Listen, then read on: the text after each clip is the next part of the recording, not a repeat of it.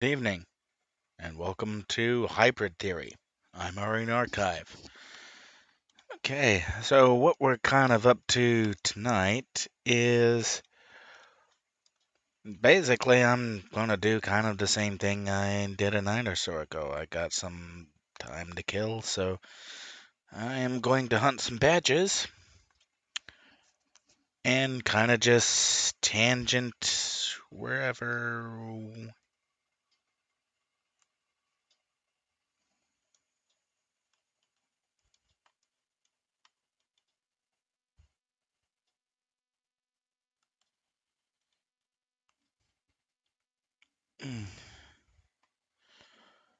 Alright, so I guess the biggest question at the top of my head this night is Valve's newly announced Steam Deck. Will City of Heroes be playable on it? Actually, yes. The Homecoming launcher does work under Proton. So theoretically, on any x86 platform, you should be able to run the Homecoming launcher and access the Homecoming servers. Now, there is kind of a caveat to that, in that the last time I actually tested the Homecoming launcher, I mean, I've already gotten all the badges and plaques in Atlas Park, so I need to head towards Hollows. All right. The only feature that really wasn't working was the ability to sign in. Now, if you're using a custom server, uh, or you were on one of the closed or beta servers for Homecoming, you pretty much have to be able to log into the Homecoming services to access those servers. So unless the access code has been patched, uh, you may not be able to access the beta or testing or cryptic, whatever the different uh, testing servers are for Homecoming, but you should be able to access the primary Homecoming servers on the Steam Deck. Now, next question. Will you actually be able to play City of Heroes? Again, the answer is kind of a yes. A lot of work has been put in by the Homecoming secret devs to finish out the controller compatibility schema. And there's a couple of work with, I think, pop menus and uh, some internal triggers to better map uh, expected behaviors to controller functions. So, yes, by the time the Steam Deck actually launches uh, later this year, I think it's what, December? I don't actually have the web page up, so I think later this year, you should be able to download or put on an SD card uh, the Homecoming launcher and install through Proton City of Heroes onto your Steam Deck. And it should be fully playable straight off the bat. Uh, Now, do I really? I kind of had to go off on some tangents here because Steam just handed the hardware vendors their heads on a platter. I have been shouting for a long time now that graphics card launches in the face of scalpers and malicious government entities funding scalpers. I have been very vocal that what entities like AMD and did I get the black over here? I'm not sure I did. The AMD, Nvidia, Intel, AMD, they all should aggressively work with a software vendor who has a single sign-on service that services gamers and sell either do pre-orders, pre-registrations, whatever, through those software platforms to people who already have a vested interest. If AMD had sprung out of the gate with the Radeon 6000 series and said these cards will only be available for pre-order or pre-purchase or pre-registration with money down, and you can only get that pre-order pre-purchase if you have a valid Steam, EA Origin, uh, Ubisoft Uplay, some other uh, good old games for or CD Projekt Red, if you have some kind of login, single sign login that proves that you do have a library of games, that you have been purchasing hardware for some time, and that you are not just a scalper who's buying with no investment into the product itself. So Valve finally stepping in and doing what was the sensible thing to do the whole time for AMD. And if Adam Board Partners had said, you know what, we're not going to do that. We're not going to let you allocate all of our factory components to pre-orders. Then AMD could have just said, fine, we're pulling your license, or we'll find someone who will. And there's enough Adam Board Partners out there that somebody would have said, you know what, we're cool with that. When you can have 100% of all the cards that we make will go to filling the pre-orders first. And only after the pre-orders had been filled, repeat, after the people with a vested interest had gotten the product, then it's open up to the standard retail market and other bidders may apply. Now, there is quite a big argument here. Could that have worked against the Chinese Communist Party? Well, that's actually the really good question at hand. The CCP would have no particular reason to uh, allow AMD or Nvidia or Intel or anyone else to make that kind of demand of manufacturers working on Chinese soil. And so the scalping of graphics cards straight out of the factory may not have ceased, but it also would have been a hell of a lot more obvious, significantly more obvious, that the CCP was bankrolling the crypto coin miners, the digital currency miners, and that the CCP was lending its legal authority to order the seizure of graphic cards from the add-in board manufacturers.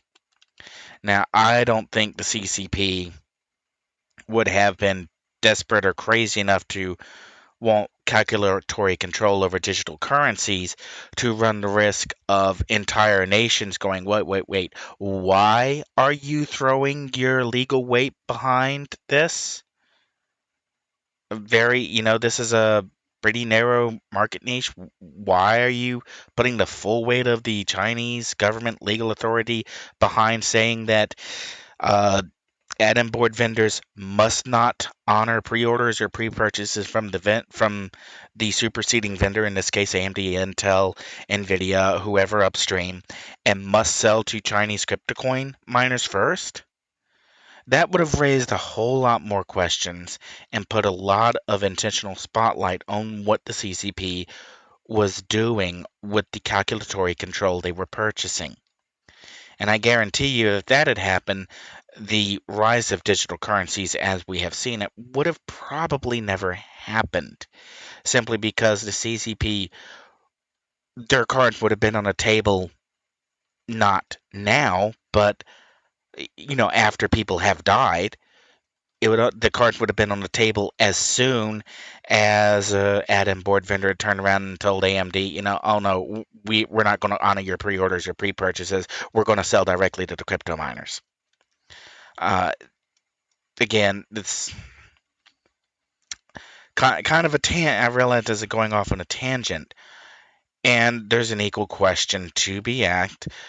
Did AMD, despite being asked multiple times, why aren't you doing a pre-purchase, pre-order program for your graphics cards? Why aren't you pre-selling to interested parties first? The question does have to be raised. Was AMD being bribed by the CCP to look the other way? Are there any? The thing is, we know there are emails. We know there is a communication between the CCP and members of NVIDIA that show that NVIDIA was definitely aware of the order to sell directly to Chinese crypto miners first, CCP backed crypto miners first, and we know NVIDIA was aware of that. I mean, that's not a question for debate. That's the emails are out there. Now, whether or not we ever actually see those emails brought before a congressional committee, either in a hearing in the Senate or the House, or in a U.S. court, and have NVIDIA's executives answer for, okay, we've got this email here from you to insert party official here. Not even going to try to pronounce the name. Saying that to the effect here that 100% of all quantities are guaranteed per your discretion. Would you care to explain exactly what that meant to this panel? We're probably never going to see questions like that. We're probably never actually going to see those kinds of emails or evidence admitted in a U.S. court. Well, at least within the next 3 years. And the next 4 years, I'm don't ask me to take that bet. I really don't want to take that bet. All right, so getting back to the point, trying to focus on the Steam Deck itself. Steam Deck is being made in partnership with AMD. Uh, so it's AMD is doing with Valve, with Steam, exactly what every single person who's been wanting to purchase a graphic card for the past 2 years has been shouting for AMD to do. Uh, did AMG just wise up? And here's another very valid question to ask, and I think Dr. Lisa Su may answer it honestly if asked in person. Were you aware of political pressure being applied to your add-in board vendors, and were you in a position to do anything about that political pressure? And I think Dr. Lisa Su may answer that where, yes, I was aware. No, I could not do anything about it. The Biden administration was not going to help us. That would be a pretty damning statement. If Dr. Lisa Su came out and said that the Trump administration was willing to help us, the Biden administration was not willing to help us.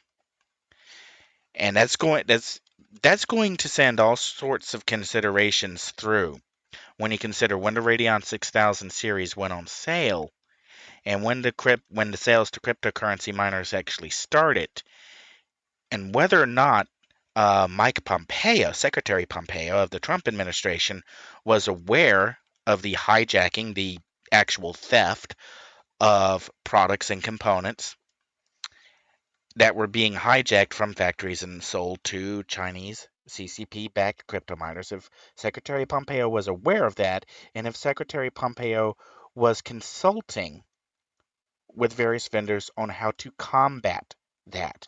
We know now that TSMC is putting a fabrication facility here in the US, a modern one. They're ramping it up. They're moving a significant amount of their brain trust from Taiwan to the US.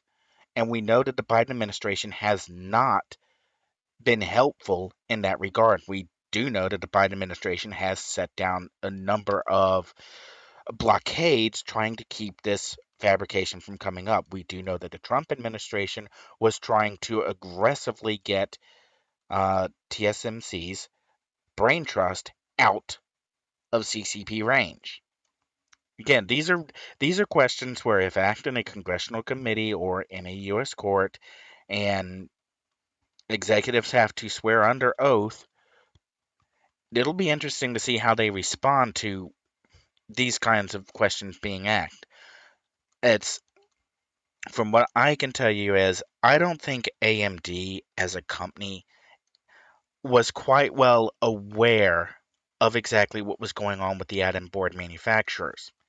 And I think that's why when AMD put their own graphic cards up for sale that they thought they would be getting more chips than they actually did.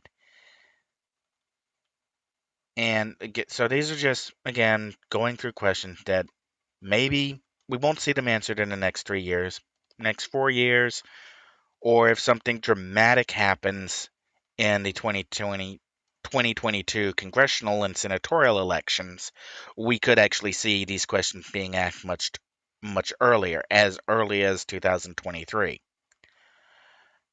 Now, going back to trying to focus on the Steam Deck itself, is it good value for money? Well, looking at the specs on paper, looking at the hardware engineering Valve put into it, it's definitely a compelling product. Um, and again, I don't have the product page up, so I'm not actually looking at it.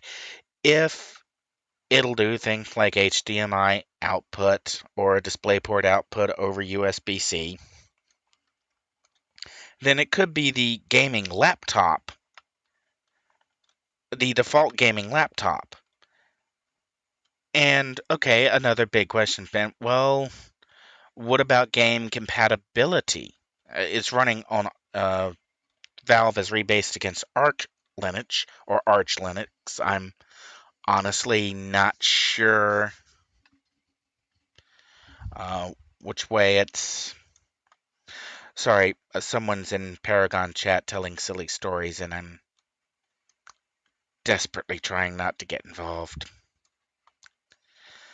All right, okay. So going back to on paper, on from what have been described, I think the Steam Deck will be a greater commercial success than the Steam machines. And there is an important difference to remember here, and that Valve has a significant amount more experience in hardware design, iterations, and production than Valve did with the Steam machines. Valve also made a very critical mistake with Steam machines, in that the Steam machines were predicated on OEM and ODM vendors being interested in driver support and hardware verification. The entire point of Steam machines were to get ODM and ODMs, the manufacturers who actually build the computers, to start testing hardware against Linux systems. Well, ODMs and OEMs aren't exactly interested in testing their hardware against operating systems. Driver teams usually are very small to non existent,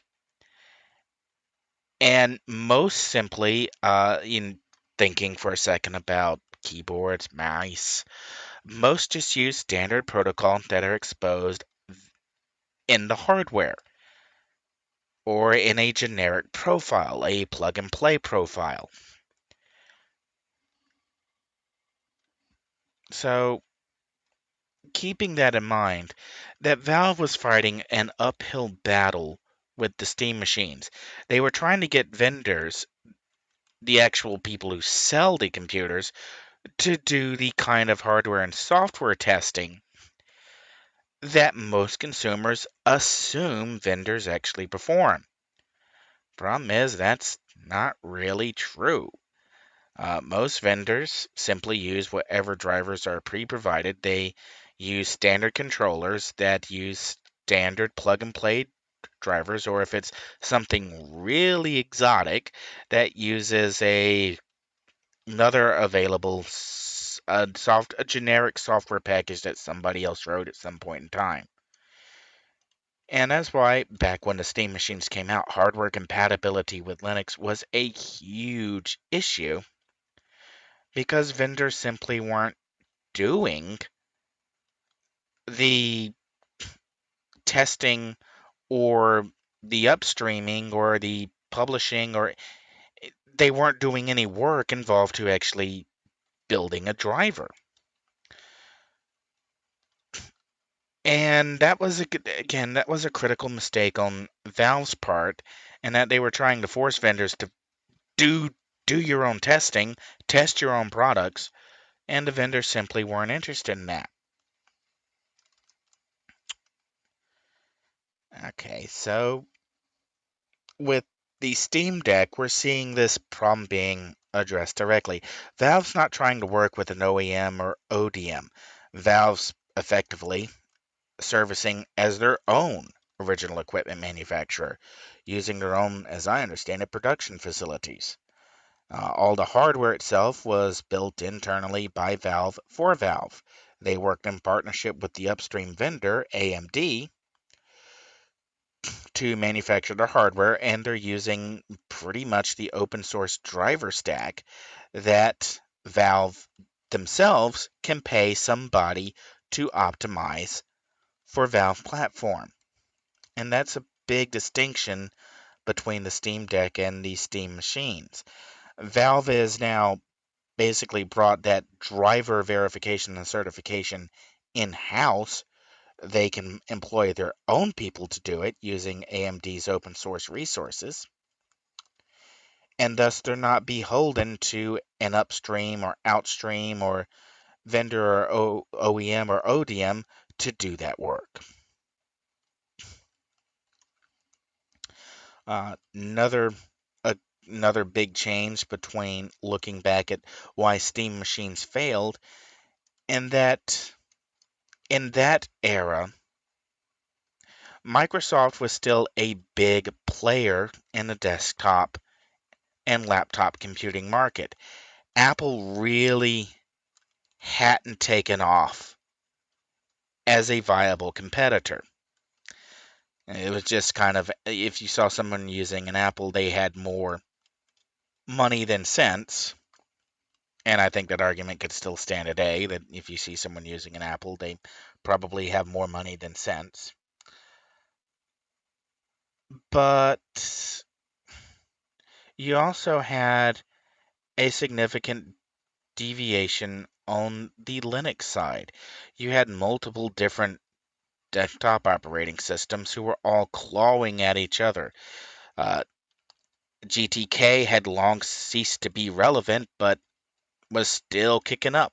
GNOME, standing for Got No Organization, Messy Experience, was somehow still alive after the GNOME clique had already succeeded in their stated goal for existence. And instead of saying, you know what, we got what we wanted, we're going to take this and now run with that, they said, oh no, we're just going to keep being jerks. They kept being jerks. And you had KDE stabbing themselves in the stomach, committing Harry Carey with the KDE 4 release, and it took years to recover from that. So when you had the Steam machines coming out, you didn't really have a commonly accepted Linux desktop experience. But in the intervening years, since Valve was talking Steam machines, uh, another little vendor, you may have heard of them, called Google, got involved with Chromebooks. And Chromebooks at first were a little net top, weak little system, primarily depending on an internet connection to function. But Chromebooks were growing up. They were getting beefier hardware. They were getting photo editing and movie editing features. Oh, hello, Kraken. Chromebooks were getting offline programs, and they were running Linux programs natively. They were running Debian package repositories natively. They were doing all these great and different things that if you were a Linux developer, Chromebooks were, they might be underpowered compared to your Lenovo ThinkPad with a Xeon inside of it, but if you just needed a quick system to go, hey, the Chromebook was a pretty good deal. If you were a student, uh, the administration capabilities that Google offered for Chromebook device rollout and operating system rollback. Again, very big selling features into the educational market. Such a big selling feature that Chromebooks did the one thing everyone thought was impossible: replaced Apple as the default, hey, I'm a student sign in somebody's backpack. And that was, all things considered, that's a really big deal. give me a second while I remember how to get to that badge without leaving the forest. Uh, so where we are at, yeah, and I'm realize I'm using so a lot here. So so so so so so so. The point where I'm going with this is the Linux desktop as an incomprehensible mess to the end user was basically solved by Google, who looked at KDE and GNOME and that war, who looked at everything else going on and said, you know what, we're just going to do our own thing. And they did. They went to market with their own thing, and it worked. They didn't worry too much about uh, catering to one mob or another. They just did, and it worked. And again, that's a lesson that Valve's taking away from the Steam machines. The Steam machines were out of the box almost unusable as a desktop. By the time you made them like a desktop, you had to go through so many different steps and so many different hoops. It almost just really wasn't worth it. Right, did I get, no, I don't have all the badges. What badge am I missing?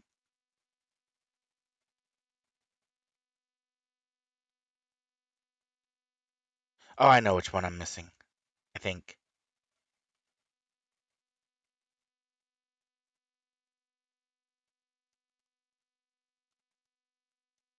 Yeah, black, black, black.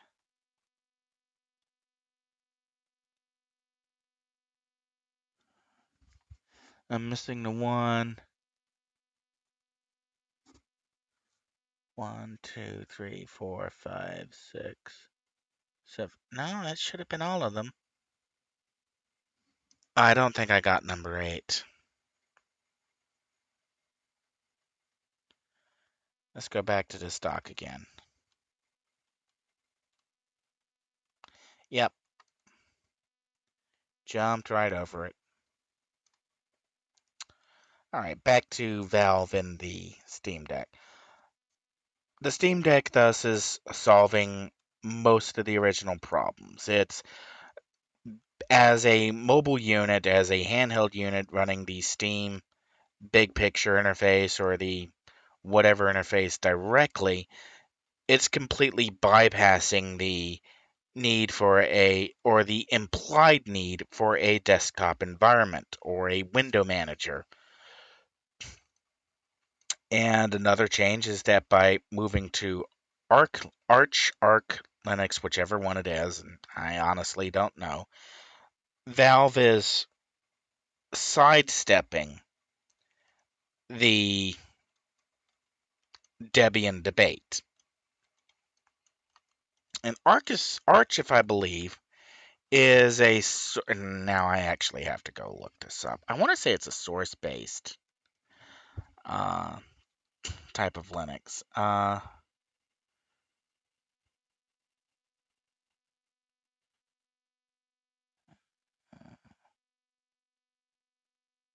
I'm not familiar with what kind of packaging system. Uh, the thing is, when it comes down to troubleshooting a lot of problems with Linux systems, I wind up using the Arch wikis because they tend to be pretty detailed. Uh, so most of the techniques that are used in Arch generally are you can use them across Debian or Red Hat based systems or SUSE, if you're using SUSE. But by moving to Arch again or basing on Arch, uh, Valve is again sidestepping most of the issues that really plagued previous versions of Steam that were almost entirely caused by relying on a hostile Debian downstream. Now, the purist in me would have preferred Valve base against an upstream Debian, but having witnessed the Debian maintainer discussions and quite often sending emails that run something like, "Oh God, Ian Jackson is at it again." You know, I can kind of understand from a professional standpoint and just a general maintaining standpoint Valve's lack of desire to engage with Debian development. So good move there. Good move staying away from the Red Hat mess. So positive step forward there. Uh, and are there any other lessons really to be taken away? Looking at the Steam Deck. Well, I have one of the Steam controllers, and one of my biggest complaints leveled against it is that, well, it was too big. And I kind of always regretted that while you could get the plans to build a casing for your Steam controller, you can never get the electronics that were shrunk or in a smaller fabricated size so that you could build a smaller case, just stick it into your CAD software, shrink it by 10%, print, and now you've got a controller that's the perfect size for most hands. Looking at the Steam Deck, looking at the size of it, looking at the placement of it, I I think I'm going to need some hands-on with it, but I think some practical usability lessons may have been learned on how to set up and lay out a system. Uh, and again, now I'm just going to steamdeck.com. Okay. Okay, based on the size of the screen, and the few pictures of the person holding it, that looks like that's what, a 6 point something screen. Hardware, give me a hardware.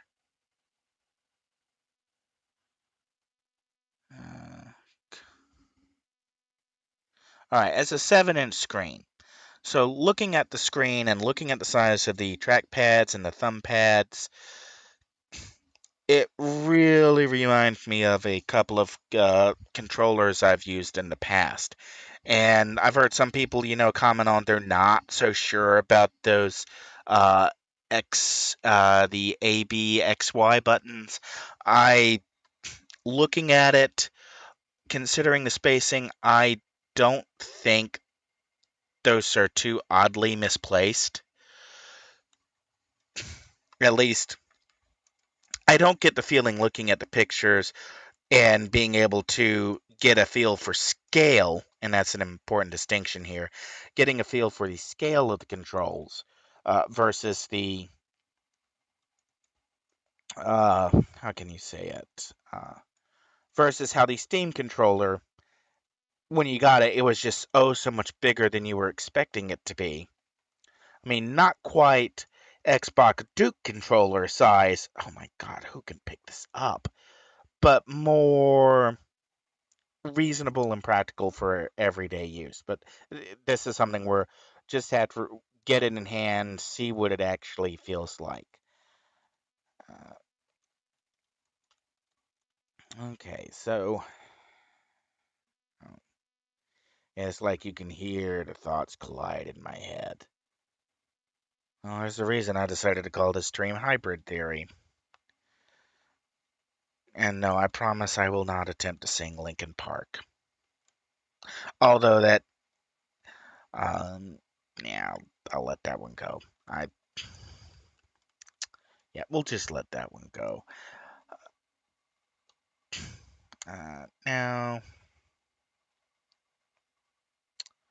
whoa. And this is why I'm trying not to focus on another web page, because then I do things like that. Multitasking, it's not for, yeah, okay, I got the Nimble Minx. I think I just need, over here. And that should be it for Steel Canyon.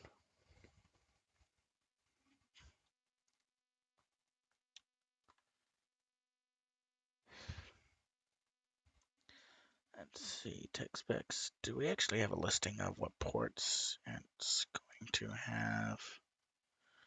Mic, volume, power button, status LED. Okay, it does have a Type C port.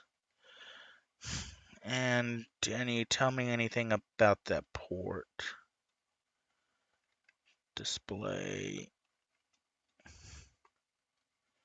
Alright. It's a 1280 by 800 pixel panel, so that puts it just a little bit better than the Switch. Uh, I'm not so sure that's a bad thing, because that was one of the few strokes of genius that Nintendo had on the Switch by making it basically a sub 720 panel. Uh, Nintendo basically they found a good trade-off resolution between battery life, performance, and a lack of visual fidelity. Now, the brightness 400 nits, typical, I'm not so sure it's going to be that great looking a display. Connectivity, Bluetooth 5.0, Wi-Fi, audio, stereo with an... Okay, the DSP is probably just going to be the AMD APU. And multi-channel via DisplayPort over USB-C, standard USB-C or Bluetooth 5.0. Expansion, micro SD, USB. Okay, DisplayPort 1.4 alt mode support. So this will do DisplayPort output. So you could plug this up to a 1080 panel, and realistically, this could be more powerful than the gaming computer you probably already have. Now, could you hook it up to an ultra wide screen and play two instances of City of Heroes at the same time? I intend to find out. Alright. And ooh, hoo-hoo-hoo-hoo! I just got to that part. Desktop KDE Plasma. Holy. I think Valve will shoot me if I send them emails on that. I can just see it now. The entire reason we went with KDE Plasma because you weren't yelling in our ears about it. I'm sorry. I find that absolutely yes, yes, yes, yes. If you couldn't tell, I'm a big KDE fan. And I'm not a KDE fan. I'm sorry, my cat's now looking at me and going, "What is wrong with you?" Take a list of what's right, it's shorter. Am I anywhere near that badge? I am nowhere near that badge. No, I am. It is that building. I remember that building being tilted. Hello, Mr. Cat. You gonna purr into the microphone?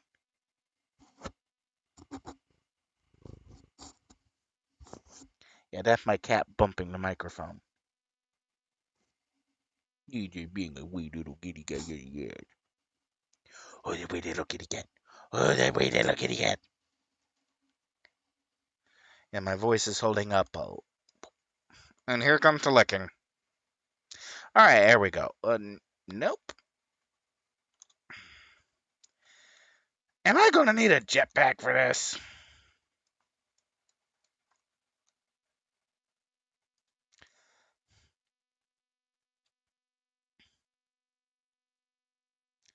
Oh, right. I'm unslotted. And at a low level.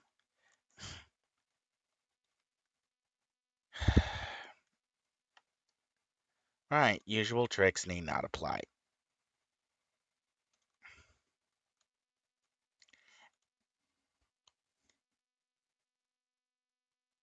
You know, I will clip your toenails.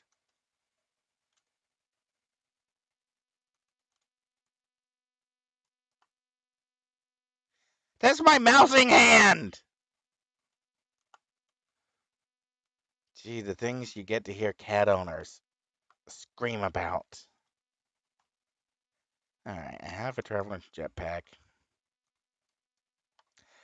but not much of one.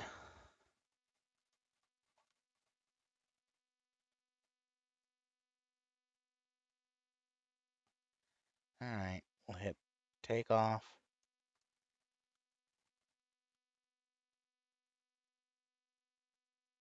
and hope this gets me enough rise to.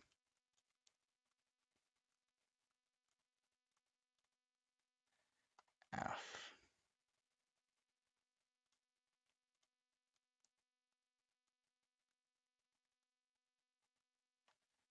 And jump.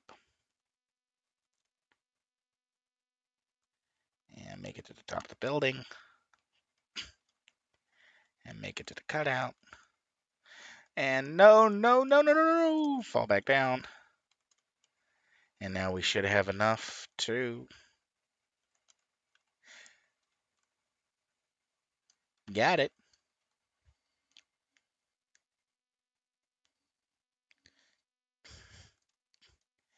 Even with the kitty cat debuff.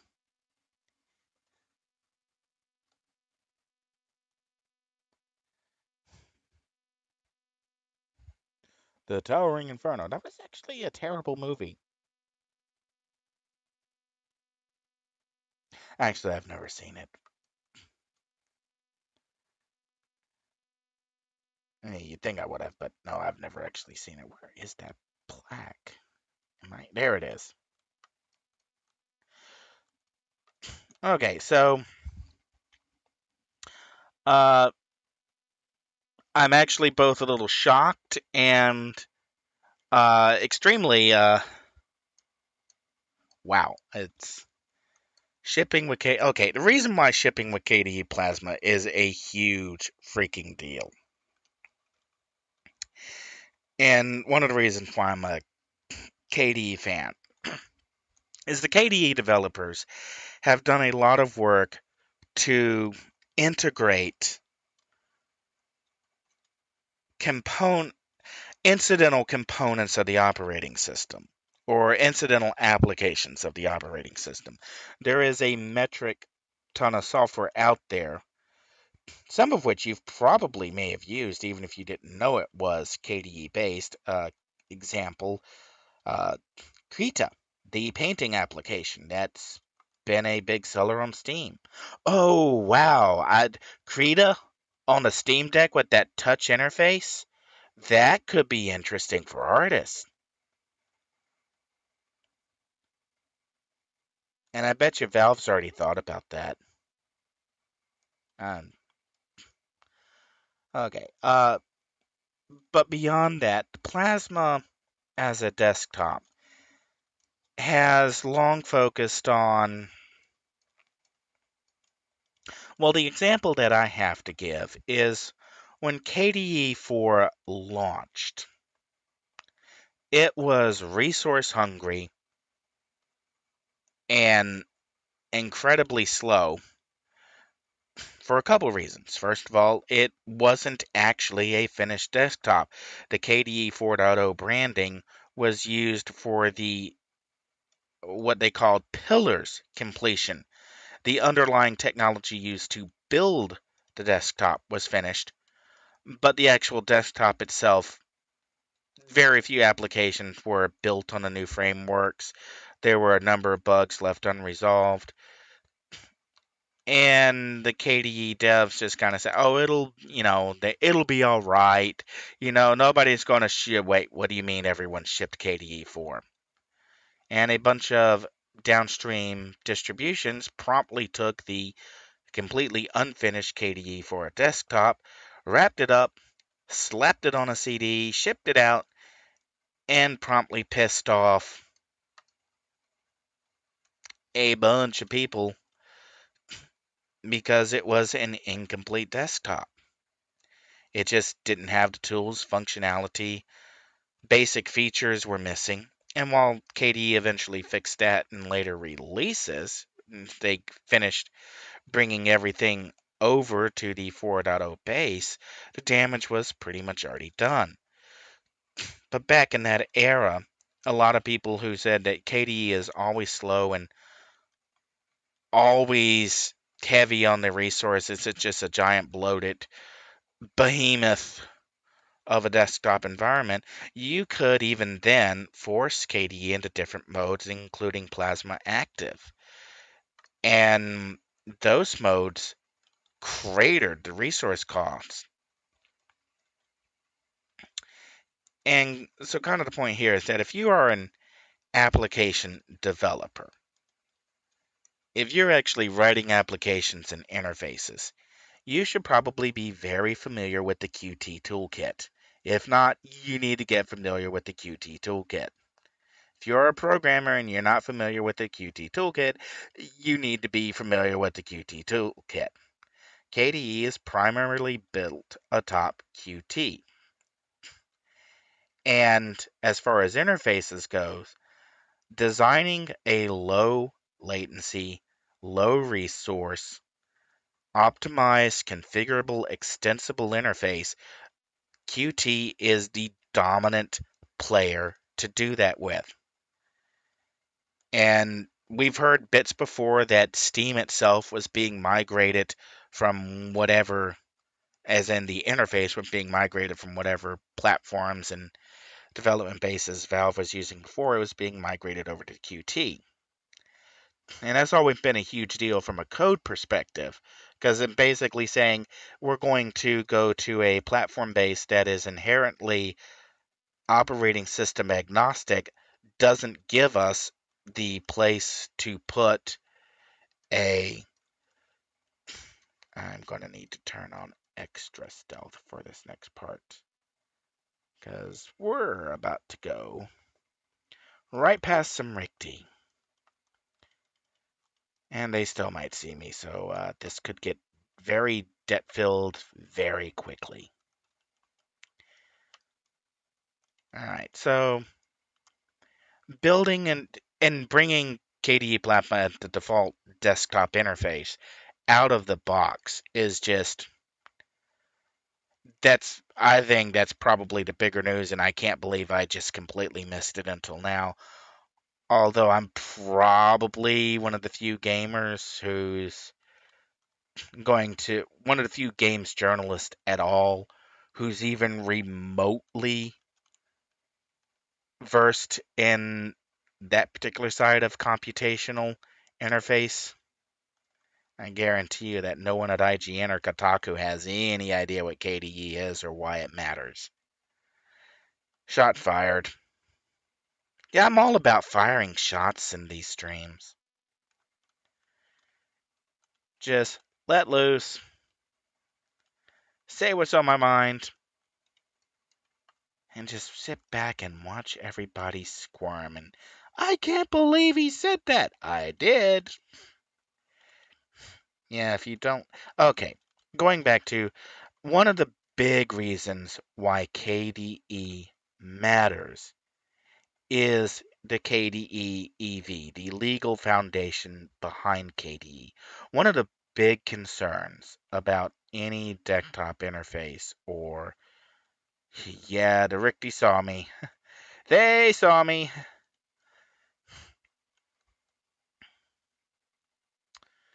Oh, they saw me. And now the Circle of Thorns saw me. As I said, this may be a debt-filled run. This is going to be wild if I actually complete this. If I manage to go straight through the center. If I succeed in doing an abandoned sewers run at level 39 with no enhancements. Alright, anyways, this is unmistakably the very big deal here is Qt itself is not explicitly under an open source free software Libre license. It is released, or components are released under open source licenses. But per previous agreements, KDE EV, and in a second I may actually pause while I wait for my heart to start again. and verify that that is the organization I am.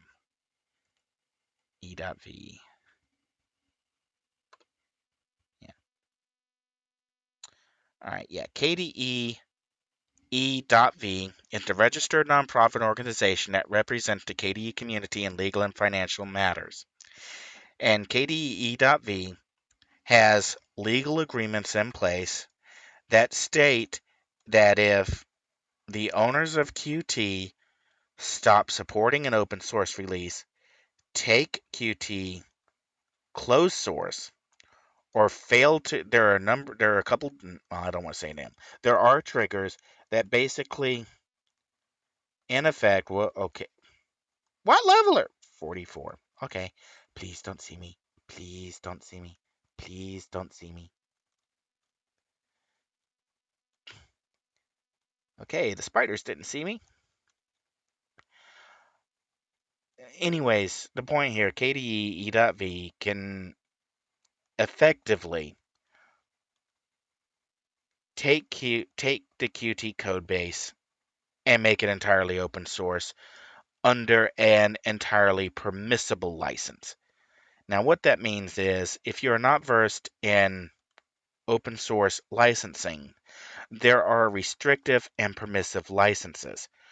Licenses like the GPL, the new public license, are restrictive licenses.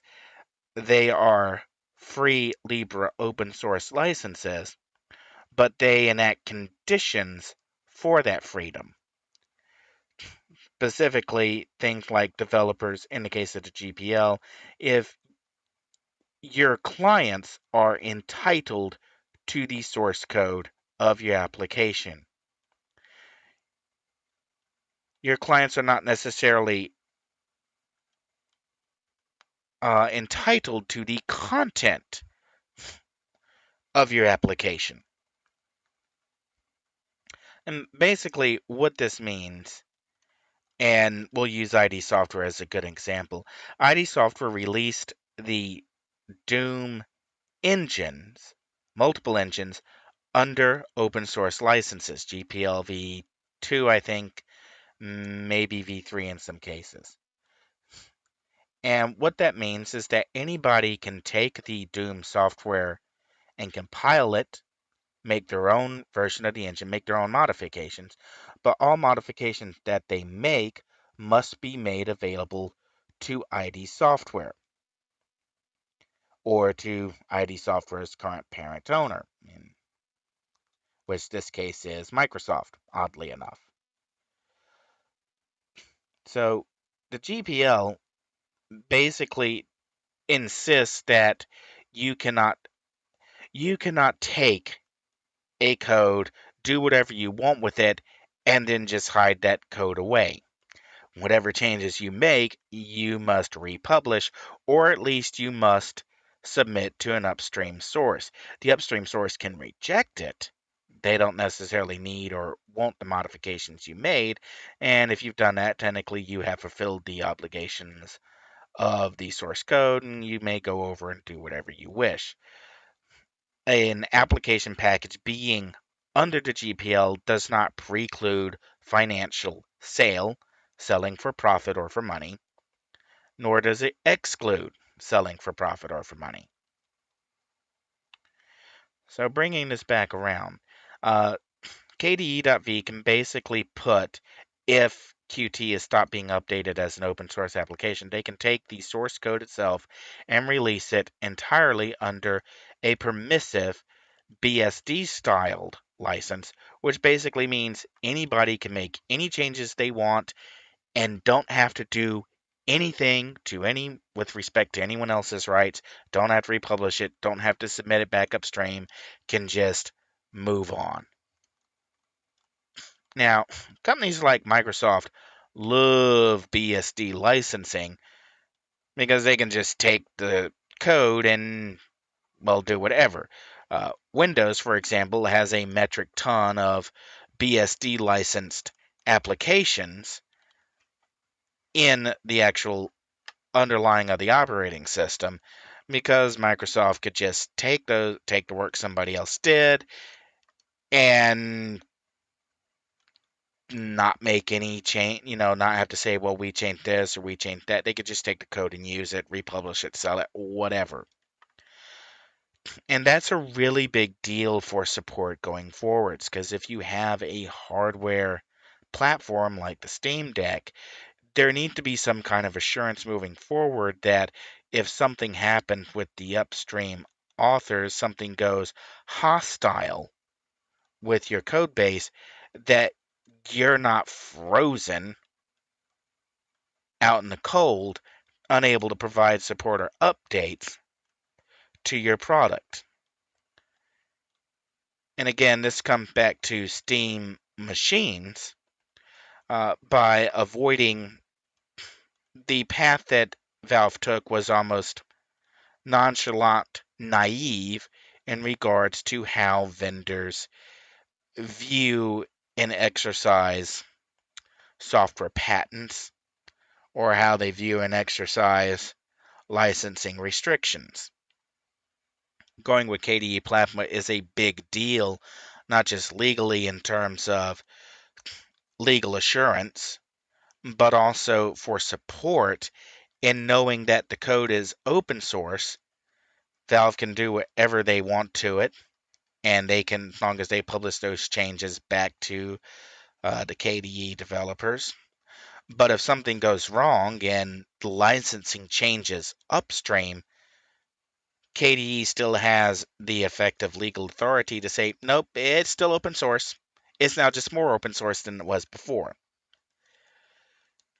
And that's a pretty powerful trigger for a vendor going forward. Valve can now confidently plan their software roadmaps on the sources that they're using, the repositories that they're using, the development sources that are available are secured. They're not reliant on a third party. If push comes to shove, Valve can just hire KDE devs and maintain that software internally.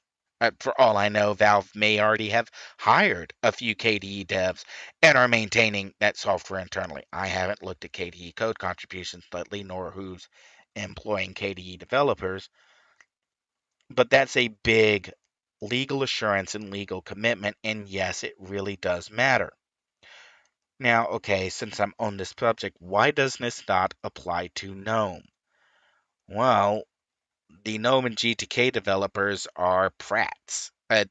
For those who are not aware of the history of GNOME and GTK, let me break it down to you very, very simply, and hopefully you'll understand why professional businesses, people who actually are versed in events and what's going on, don't really want to deal with GNOME in a production capacity. And yes, these are shots being fired at Ubuntu and Mark Shuttleworth. I hope I got that name right. It's been years since I've had to say that name. Pretty sure. I'm going to verify that.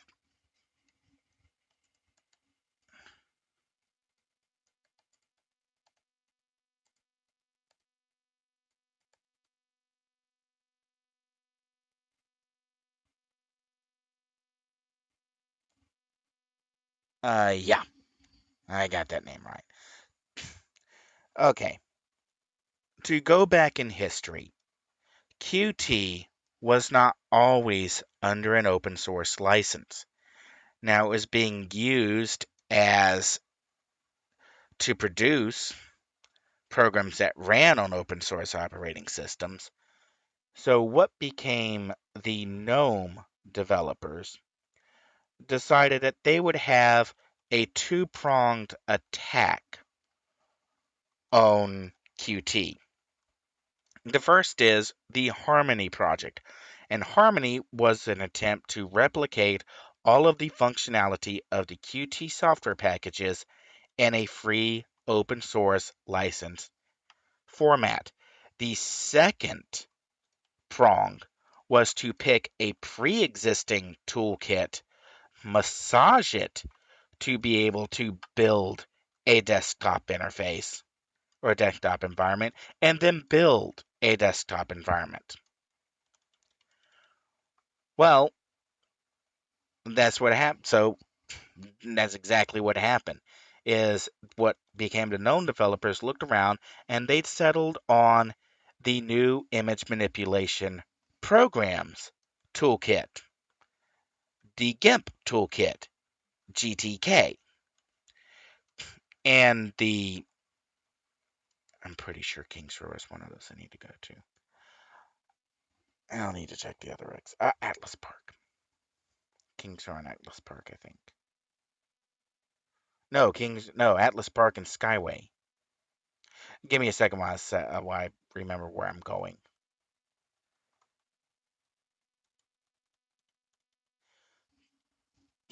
Okay, I want to go Skyway City North first. All right, so getting back on relative topic, considering the amount of tangents,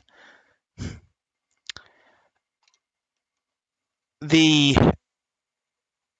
GTK toolkit was never designed to do what the GNOME developers did with it. And that's one of the reasons why GNOME has always been a chaotic mess. And there's been lots of talk about human interface design and planning groups and whatever, and it's all, from an outside perspective, a complete and total laughing stock. It's no one can take you guys seriously. Well, the plan worked. I don't think Harmony was ever completed, but enough pressure was put on Trolltech, the then owners of Qt, to release Qt under open source compatible licensing. But that wasn't enough.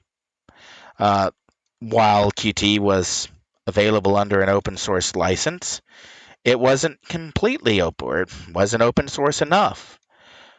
And that's what gave rise to, as talked earlier, to KDEE.V, which has the legal authority to force an explicitly permissive open source license should the owners of Qt ever stop providing updates or try to take Qt, the toolkit, closed source. And again, that just, at this point, the GNOME developer should have been saying, hey, guess what? We won in your face, you know, than trash talking because, well, they did win. They put enough pressure on Trolltech and then Nokia to, I'm pretty sure it was Nokia, to force the open sourcing of the Qt toolkit. But instead of saying, okay, you know what? Qt's now open source. We know GTK was never actually designed to do what we're doing with it, and we've been hammering it this long enough. We're going to start using Qt now like we said we would. And they didn't. They just kept plugging away at, be it Pride, Ego, or whatever. The GNOME clique kept plugging away at GTK and kept trying to push GTK as a general programming toolkit for other applications. And if you've ever used any GTK applications, you may be kind of always thinking to yourself, something's not quite right here. It doesn't feel like this was made to produce this kind of application. And, well, that's pretty much it. GTK was, as far as I know, GTK has never been completely rewritten from the ground up to be a general purpose application programming toolkit. It's always been a weird little thing unto itself. And by all rights, GTK should have died. But when you've got Pride and Ego involved, and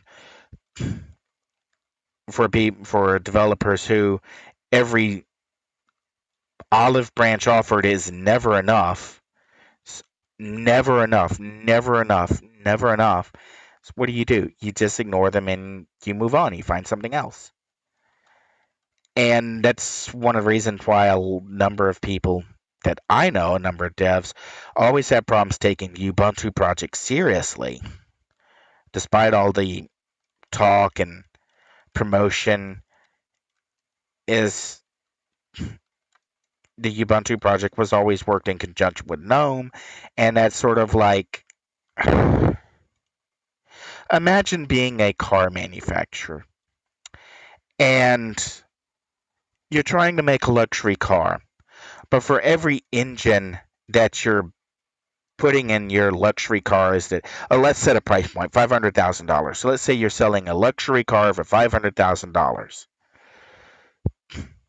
But every engine that you put in your car, you're going down the street to the motorcycle mechanic and you're getting his two-cylinder Harley Davidson revamps to power your $500,000 luxury car. It doesn't matter how luxurious your interior is. It doesn't matter how one. Oh, hey, that was a player. It doesn't matter how anything else is. You're still putting a engine that was never designed for a car, much less a luxury car, into something you're trying to sell as a luxury car. It's yeah, you can make it work, and all credit to Ubuntu. They kept making it work and work. And my cat is playing with one of my pens. Wow. Are you saying I'm not paying enough attention to you? You're saying I'm ranting? Hey, I called it hybrid theory for a reason. Didn't expect you to get in on the act. Meow, meow, meow. Meow, meow, meow. All right. In a couple seconds, I'm about to be attacked by a kitty who's saying, pay attention to me. All right. So it's historically, if you were even remotely aware of the gnome clique's behavior and reputation, no sane software developer would plan a distribution package or business around them. You wouldn't. But yet, uh, there's still a number of Linux distributions that are still pushing GTK, still pushing GNOME, and just kind of tilt your head and go, uh, what's going on here?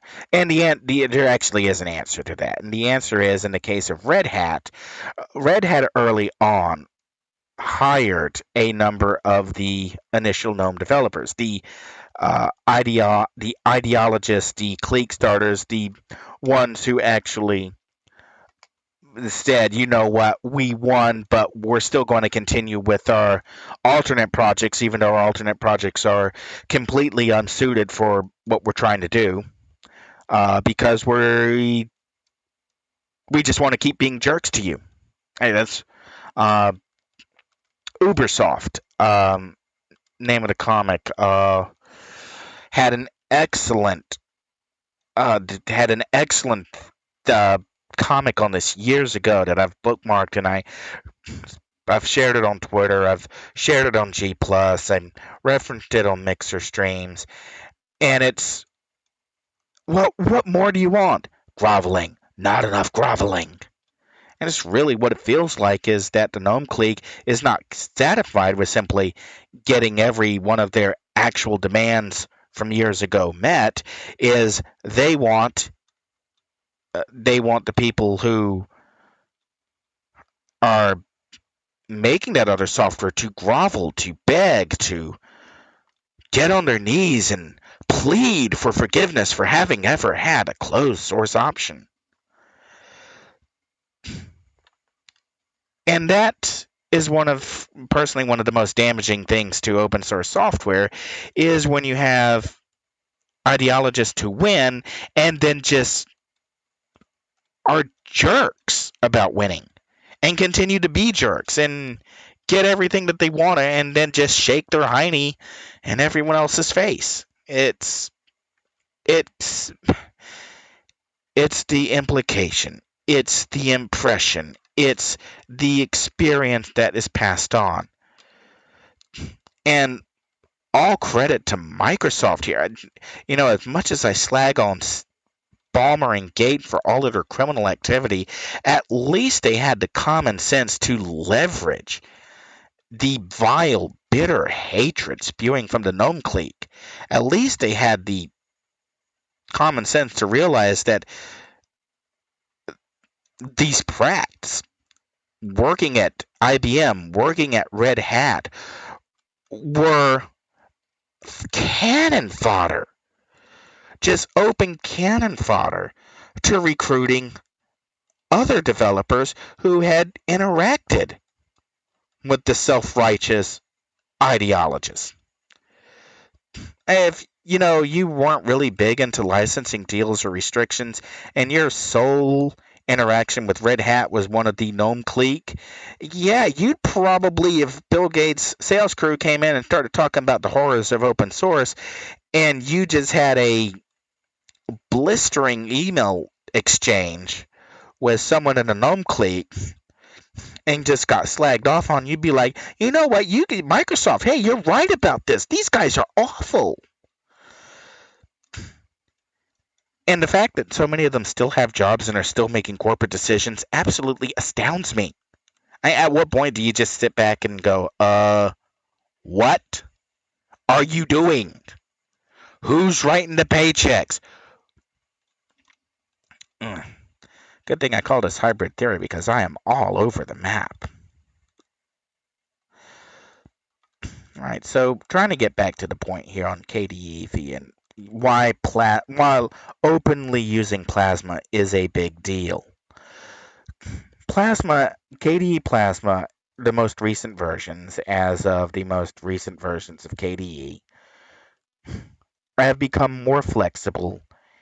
And this is something where you can actually, if you are so interested, go to DistroWatch and just download CDs and DVDs of Linux distros past, go through the archived and the previous versions, and most of the major UI interface features that you probably use in Windows or in Apple or on your phone have probably every single one of them, been implemented in a KDE system long before they were ever implemented in another operating system or another interface. And just to put this in perspective, everyone hated the Windows 8 Metro interface. It almost single-handedly caused the retail collapse of Windows 8 systems, and Microsoft backpedaled in a hurry for Windows 8.1. I mean, they beat their backpedal per second rate massively. Oh, I can get another badge while I'm here. This is another pro tip in hindsight.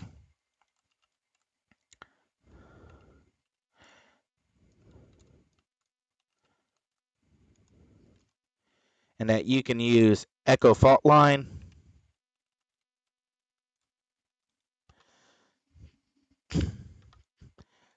to get a bunch of gears. Because these bosses are only spawning at, what level was that? Are only spawning at level 15.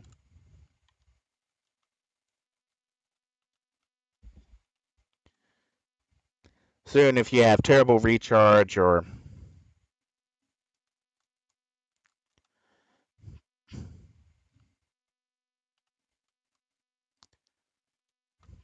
you can still go ahead and get the gear badge relatively easily.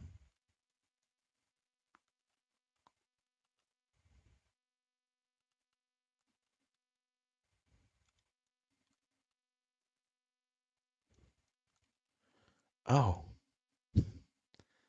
I finally found a use for caltrops.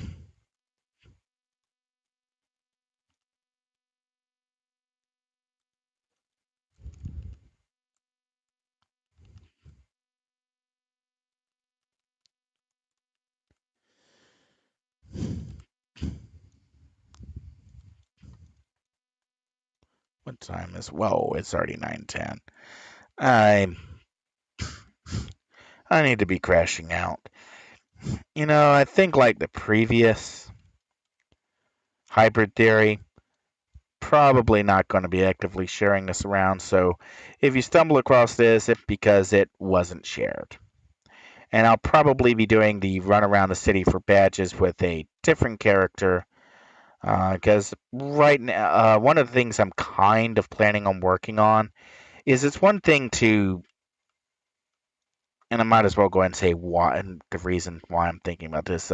The Riolo Trackmania cheating scandal is one thing to say something while you're on a stream, like, I did that. This is how you do that. I mean, it really is one thing to just say that out loud. It's quite another thing to actually do it on camera. Now, I started for whatever reason. I was watching I'm assuming it's like Wintergarten, or Wintergarten. Well, virtual. We're watching virtual's live streams, and I don't even know what got me started on watching virtual. Uh, but when watching virtual go through and do his live streams, he shows you everything: the mistakes, the how he ramps up, how he figures out how to work a map. Virtual shows you the good, the bad, the ugly, and everything in between.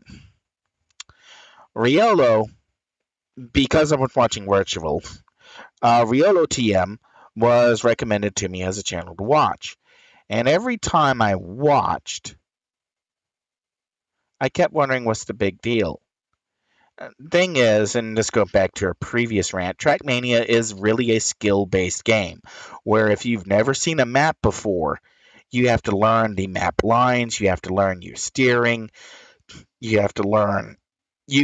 Every situation is different. And because the physics are completely determinate, it's not simply rote muscle memory. You've got to think and process and develop skills in actually racing to be good at Trackmania. And watching Riolo run live maps, I really found myself questioning, where's the expertise? As sort of like, no, I can't fire up Unreal Tournament, Warsaw, Red Eclipse, or any fast paced, ultra quick first person shooter and demonstrate how good I was before. Well, because my eyesight's simply not up to it. I mean, I'd literally have to go get a uh, eye patch and put it over my left eye in order to be able to even have a chance to correct for the visual deficiency. But it's still when watching somebody and you kind of go, well, where's the skill, where's the expertise? What are they doing that make me think that they could do this other thing? And when the investigation broke that offline, that these races were being all run offline with Trackmania slowed down, and kind of looking at that and going, okay, this makes a lot of sense for how you can be decent at a game, but never actually display the level of skill that your track record says you should be capable of displaying. And it's one of the things that kind of just ran in the back of my mind because every time I watched Riolo's stream, something just seemed off. I couldn't tell you what. I'm honestly not an expert in Trackmania. I probably will never be a good player at Trackmania. But when the cheating accusation broke, it kind of just went, it kind of fits. It really does. It fits my observations of what I think about a player from what I've been listening to. And, kind of that look in a mirror and how does that apply to me? What am I saying on my streams? Am I just saying I did that? Am I just saying, oh, yeah, I did that before. I calculated that before. Or is this something where I can actually show now in real time the implication of what this means? Now, with the builds, all I have to do is just hop into a fire farm and demonstrate a high uh, all I have to do is just grab a character who's not defensively soft cap, but has a crazy high regeneration or maximum amount. Just take every single hit point boost I can get in IOs, every single regeneration proc I can get, take them into a fire farm, and watch them get slaughtered on camera versus the same power sets, but without as much regeneration, without as much uh, HP cap, but with soft cap to fire defense, and how now they live through the onslaught, and then calculate the incoming damages, and then go, well, in order for this was the damage that this player took in this amount of time. In order for them to survive this amount of damage in this amount of time, this value would have to be 3.1, 3.2, or 2.9, or 2.8 in aggregate total. And that's something where, yes, I could actually show that in real time. Well, I've shown that in real time. I've harassed the secret server devs about it multiple times. It's not like they're unaware of just how badly broken the IO set bonuses are. And the point of this is what I'm looking to do is I'm going to go on to one of the accessible servers.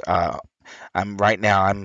Since what I'm since the one I'm playing on is predicated on Homecoming, going on to Homecoming, and since I'm not familiar with what Homecoming does differently as a downstream, well, that probably tells you which server I'm actually on. Uh, Going and showing on Homecoming a new character, and let's go worst case scenario. Let's go, you have a work schedule where there's nobody online when you're playing. You're going to have to dual box, and you're going to have to take things slow. And I'm kind of weighing between, well, if I'm going to do the worst case scenario, dual box accounts, starting from zero, resource generation, what do I do? How do I do this? And I'm kind of been leaning towards, I'm thinking about running an Ice Armor Dual Blades tank. And the reason for that is Ice Armor actually gets some pretty good fire resist very early on, but it also gets really good defenses. And I also know from practical experience you can soft cap Ice Armor while you are own. Hi, kitty. You can soft cap Ice Armor while you are on single engine enhancement, so a significant amount of you don't need a significant amount of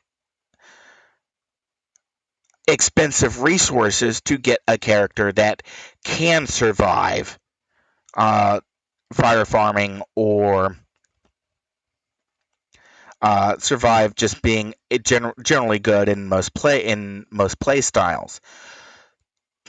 And I'm also thinking about for the dual box, running a Sonic Resonance. Now, Sonic Resonance is a terrible set. Yeah. Sorry, kitties. Being a kitty shouting, "Play with me, play with me!" But I've got to go to bed.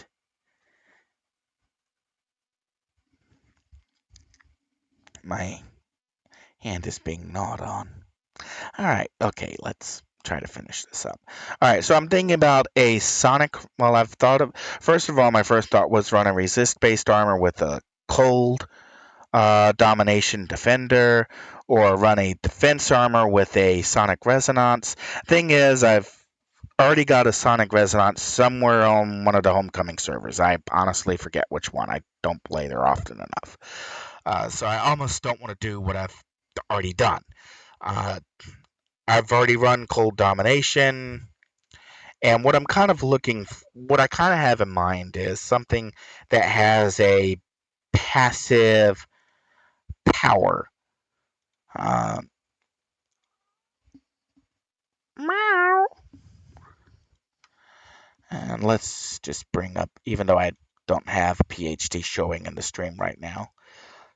It's like Cold Domination has Arctic Fog, which, but since that's a team plus stealth, that wouldn't be really conducive.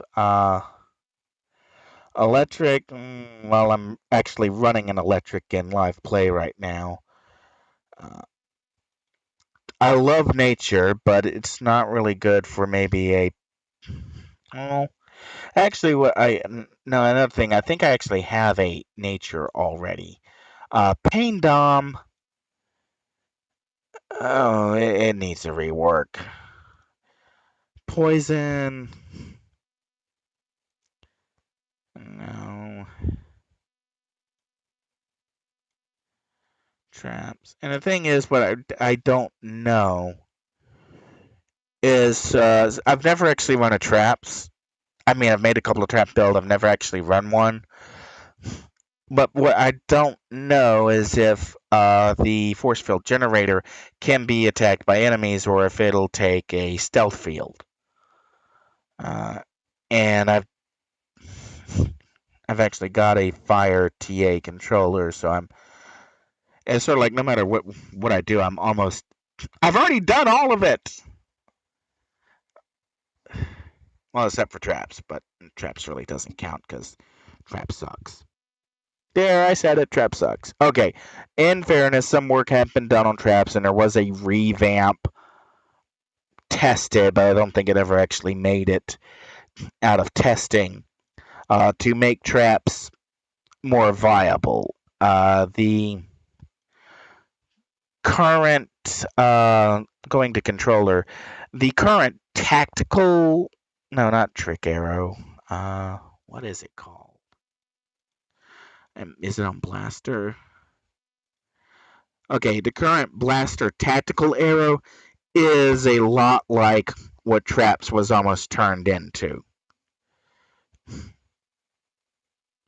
So I'm still kind of going, thinking of a buff type. What I'm looking for is something that maybe has a passive on auto or something that can be put on.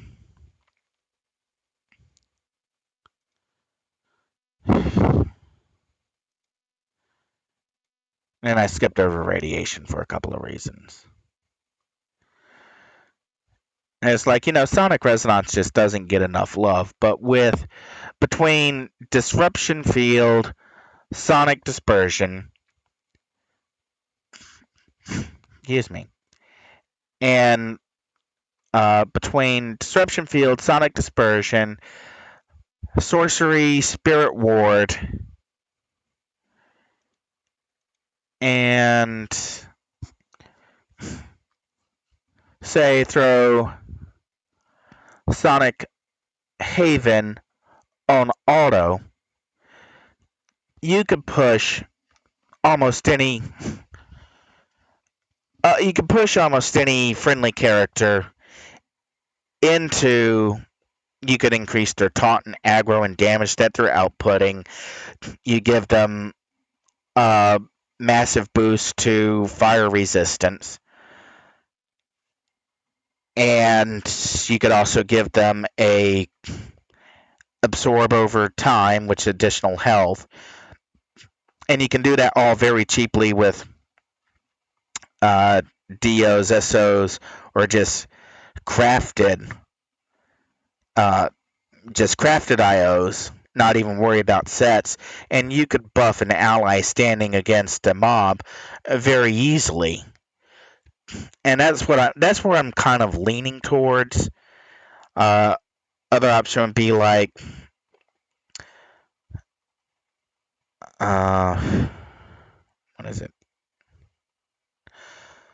Going cold domination. Problem is Arctic fog adds stealth, and that's not really good if you're trying to do aggro control.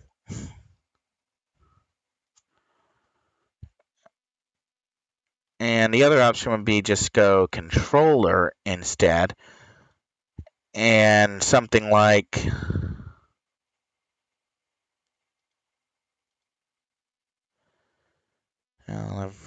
running a dark. I'm trying to remember which controls have a. Well, Spirit Tree would get attacked, and you'd have to keep setting it. Alright, so controller was kind of. Controller probably not the best bet there. So Again, this is worst case scenario. You're just building something to, and depending on whatever server that I'm on, I may just run the Sonic Resonance over and just turn EXP off and respec her to be a better support specialist, empty out her slots, and then lock her, as long as she's a secondary, she's within range of the team leader, and then it's should hopefully still be like, although she's a higher level character, that's what I may end up doing. I'll have to dig out my homecoming logins.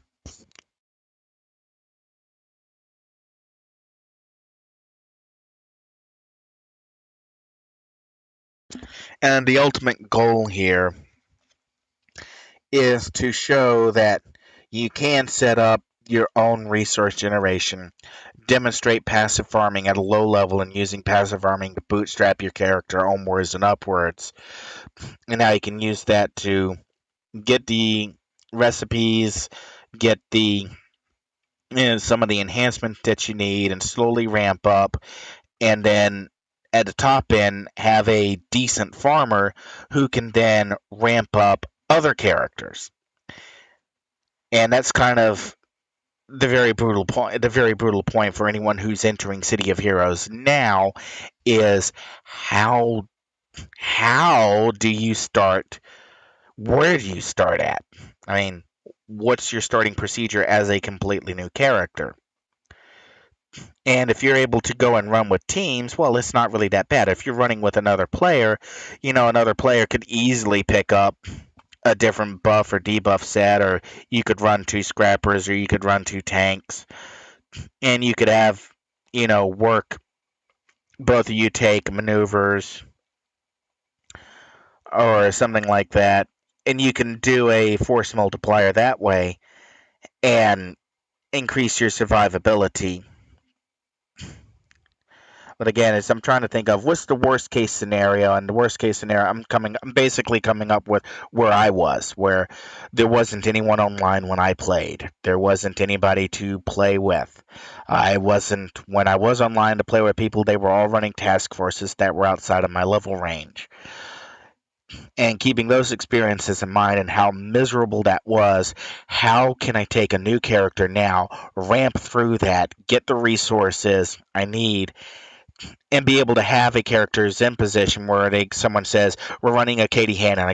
I can go run that Katie Hannon. Or we're running an ITF. I can go run that ITF. Or we're running an STF. I can go run that STF. And how do I afford my other characters? Well, this character can do this. I can leave them doing this while I go to work. And when I get back, I may not have as many resources as I would if I was doing this fast, using all my powers at once, but at least I'll have something which is better than nothing. I've at least progressed. I now have something else to show. Excuse me. And that's what like I said, I've kind of, after having this question in my head of watching somebody else going, well, they said they did it, but I don't see them doing it. And that's a pretty big claim to lay down where, yeah, all you have to do is just go do this and everything will be fine. And I don't think I can make that statement without actually going through and showing that being done. So that's where I'm not even sure what I'm going to call it. Partial theory. I mean, if me going off on tangents after tangents after tangents on something that has very little to do with the game I'm actually playing is hybrid theory. Oh, there we go. I've been away from my keyboard for a long time. I have been talking, and my voice is going again. But keeping in mind that, so I'm not sure what I'm going to title it. Partial theory, kind of. We've got build theory for when I'm focusing on builds, hybrid theory from where I'm going off on tangents, partial theory uh, for doing something different. Hmm, Maybe that's what I'll run with. This is Aurian Archive.